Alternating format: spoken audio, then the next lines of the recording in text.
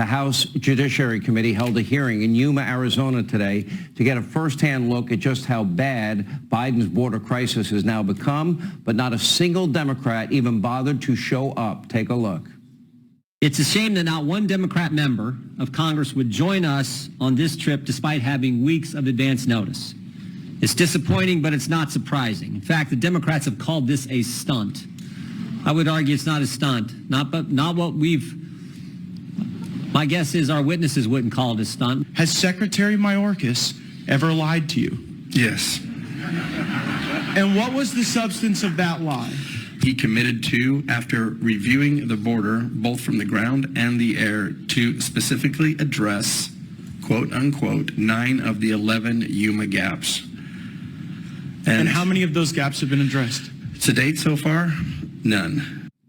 So Democrats don't think there's a crisis at the border at all, but facts tell a very different story. Now, since Joe Biden became president, 4.7 million people now have crossed illegally over that southern border, at least those that we know of. We know that there are over 1.2 million known gotaways, as they call them, that were not apprehended after escaping Border Patrol. Meanwhile, 671,000 pounds of illegal drugs have been seized, including heroin, meth, and of course, deadly fentanyl, enough to kill every man, woman, and child in this country many times over. 1,300 illegal guns have also been seized at the southern border, plus more than 160 people on the terrorist watch list. They have been arrested trying to cross. Makes you wonder how many people on that list got across so that we don't know about. Now, this has been and continues to be a crisis of epic proportions, and we're all paying the price. Joining us now, the chairman of the House Judiciary Committee, Jim Jordan, and committee member Matt Gaetz of Florida. Thank you both. Well, Jim, it doesn't surprise me that not a single Democrat showed up. They have been telling us now for over 2 years that the border is secure. Matt Gaetz asked the question, has Mayorkas lied to us? Well, every time he says the border is secure, we see with our own eyes that he's lying to us.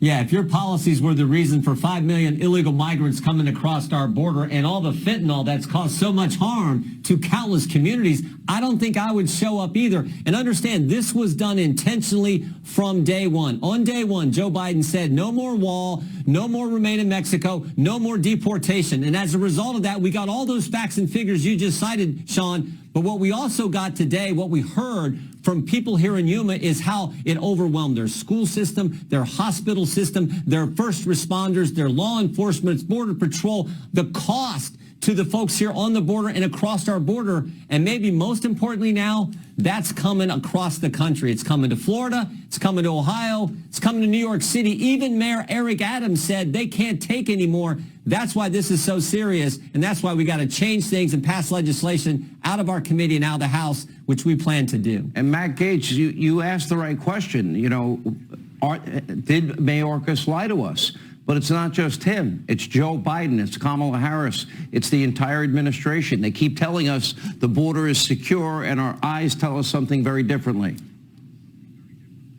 Yeah, tens of illegal immigrants show up in Martha's Vineyard and they go crazy as if they're being overwhelmed. Yet here in Yuma, Arizona, we see a community on the front lines of an invasion. And American babies in their most frail moments, in their first days and hours, are being crowded out of neonatal intensive care units by migrants. Here's the math on that, Sean. 1 in 4 pregnancies from these illegal aliens is presenting the need for NICU care. There's only 20 NICU beds in the community here in Yuma. And so American babies from taxpayers right here, folks who are legally in our country, sometimes they have to go 170 miles away. And if you imagine that pain here, it's coming to a neighborhood near you, because this millions of additional people in our country, it absolutely affects the culture and affects the competition over limited resources. Well, we have a battle coming up, and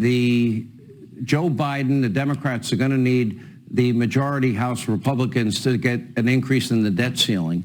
Certainly, I think most conservatives, Jim Jordan, would want something about fiscal responsibility tied to any increase in the debt ceiling. Can you also tie secure borders in any agreement if they want that debt ceiling raised.